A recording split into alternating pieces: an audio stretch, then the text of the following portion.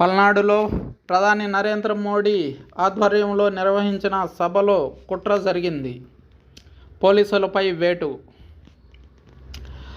ప్రజాగళం సభ విషయంలో పోలీసులు వ్యవహరించిన తీరు తీవ్ర వివాదాస్పదం అవుతుంది. సభను ఆటంకపరిచేలా వ్యవహరించేందుకు కింది స్థాయి సిబ్బందికి దిశానిర్దేశం లేకుండానే వదిలేశారు.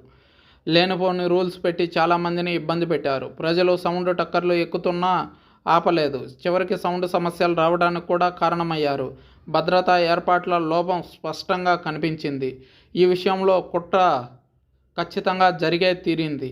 దీనిపై ప్రధాని భద్రతా సిబ్బంది ఓ నివేదికను ఈసీకి పంపించింది.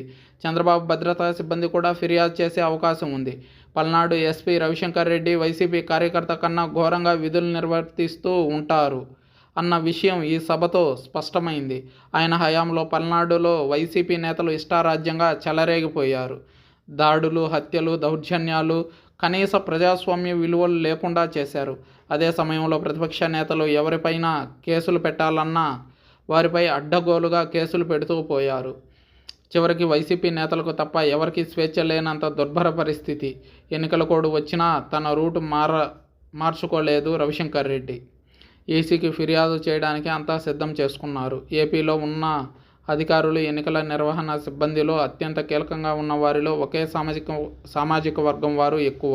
వీరంతా ప్రతిభ ఆధారంగా కాకుండా కులం ఆధారంగానే విధుల్లోకి చేరారని స్పష్టమవుతుంది. వీరందరి ఆధ్వర్యంలో ఎన్నికలు నిర్వహించడం అంటే ప్రజాస్వామ్యానికి పాతరేసినట్లే.